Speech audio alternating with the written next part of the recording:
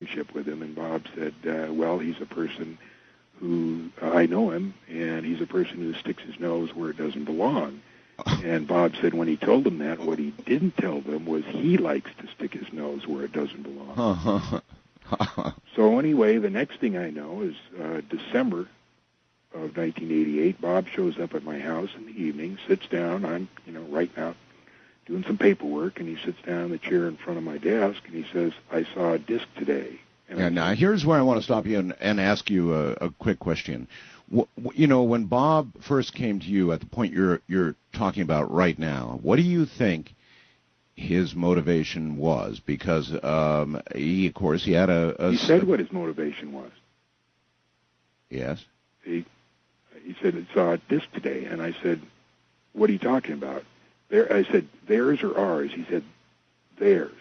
And I said, did you go to Area 51? He said, yeah. He said, I just got back. I said, then what are you doing here, Bob? I said, this is fantastic. Why don't you work there? Obviously, they followed you. And I said, why don't you find out what's going on and then tell me? And he said, because you have taken so much flack over this and so much ridicule, I want to tell you it's true, and I saw it. So you think that was his motive? He was coming to you privately at that point, just saying, look, what you believe, it's true. I can verify it's true. Right. So it was just because you're friends. And That's right. Because he saw your struggle. Right. And from that point? Well, from that point, he worked from December until March 21st, 1989, which will always be a date that we'll always remember. And that, the Tuesday before, the 21st was a Wednesday. The day before, I was over at his house, and he said, you want to go see a disc fly tomorrow? And I said, well, how? And he said, well, I know a place that we can watch it, and they always test on Wednesdays at sunset because that is the time that this road is least traveled. And I said, great, let's go. So Gene Huff and me and Bob got in my motor home, and I think Bob's wife was with us, and we drove up there, and just south of the black mailbox, which we didn't know about then. The now infamous black mailbox. Right. And I set up this telescope, and here this thing comes up from behind the mountains where Groom Lake was. And it flitted around, and I'm trying to focus this 8-inch Celestron telescope, which is, very difficult. Bad idea. And but finally I got it, I saw, a disc. It was oriented about 45 degrees to the horizon, and it was glowing. It was a yellowish orange, and it was glowing, and it was settling back down behind the mountains. And I said, "Quick, Gene, take a look." And as I stepped back from the telescope, I hooked the tripod leg and got it off and off the focus. And of course, there's a big laugh about that. And at one time, I had those tapes, all those tapes. But I'm moving out of my house now, and I stored everything in the garage as far as tapes, UFO books, all documents and everything. And somebody came and stole half of it, including all my UFO books, everything. Now, I don't know who it was, and I don't expect it's, I think it was just accident. Somebody took that stuff. That tape is gone. Well, a telescope of that power would actually give you pretty good resolution if you really managed and holding the focus course. Oh, it was perfect. I saw it. There was no doubt about it. How much could you see, John, beyond a glowing disc? That was it. That was it. No further detail of the craft itself, or could you even estimate by distance the size? No. And so we stayed around for another couple of hours, and nothing happened. So we went home, and then the next Wednesday night, I was on a trip, airline trip, and I couldn't go. But I called Bob, and I said, what's going on? He said, we're going fishing tonight, which I knew, they're going up to Groom Lake. And so that was the night that I think Jim Taliani went and George Knapp went, and I think that's when George got the film that he got.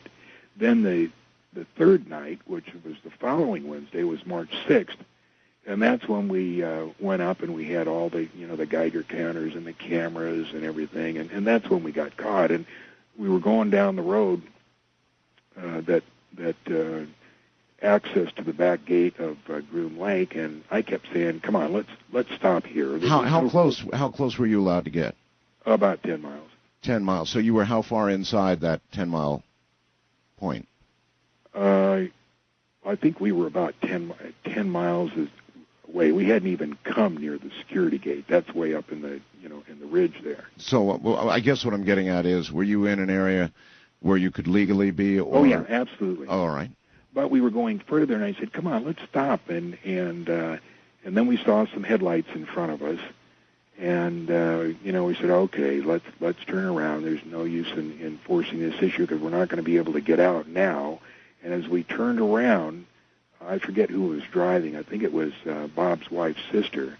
And I said, "Now don't get stuck in the dirt." And so we turned around and we head as fast as we can down this road, and these jeeps or vehicles are following us. And when I've told this story, I said there was 4, and Bob says no, there was only 2, or I forget how many there was. But anyway, we got to a point almost to the road, and we decided they were too close behind us. So I said, he says, Bob says, "I can't afford to get caught.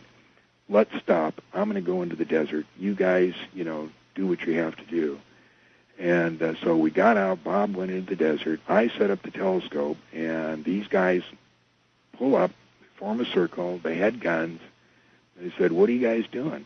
And I said, "We're just, looking at the stars." He said, "Well, how come you were running away from us?" And I said, "Well, I thought you might be dopers."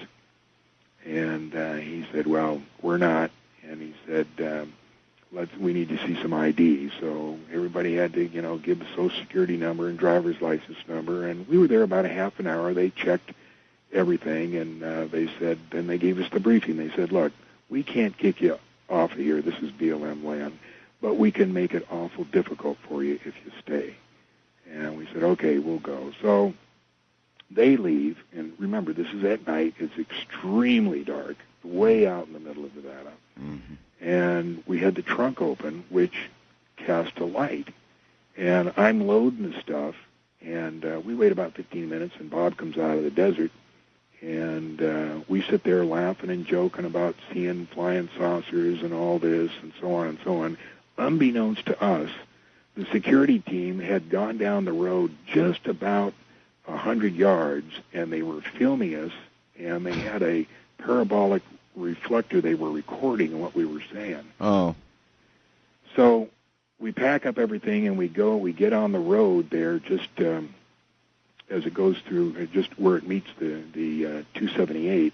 And as we get onto the road, I think it's Nye County or Lincoln County Sheriff stops us. Oh. And they pull up. They got the lights going, and they got the bullhorn, and he says, "All right, everybody out, put your hands on the car." And so we get out and put the hands on the car, and he comes over, and we were there about an hour. He checked ID, and he was talking to somebody, and pretty soon he comes up and he says, "Look, I only have 2 questions." He says, "One, where's the gun?" Because we had mentioned that Bob had run into the desert with a gun. And he said, "I want to know why there's 5 people here, and there was only 4 people when security stopped you in there." Huh. And so nobody said anything. I have to admit that I made one of the monumental mistakes of my life, and Bob Lazar will never, ever forgive me for this. But it's just my nature. When they asked for the driver's license, I said, "Mine's in the trunk." Huh. And so we had to open the trunk with Yes. all the Geiger counter and film and everything in there. And anyway, after about an hour of hemming and hawing and not giving him an answer to anything, he said, and I'll remember this officer's name. It's a French name, and he still works up there for Lincoln County. And I see him occasionally from time to time. He said, "Look," he said, "I don't know why I've been told to do this, but I've been told to let you guys go. So pack up your stuff and get out of here."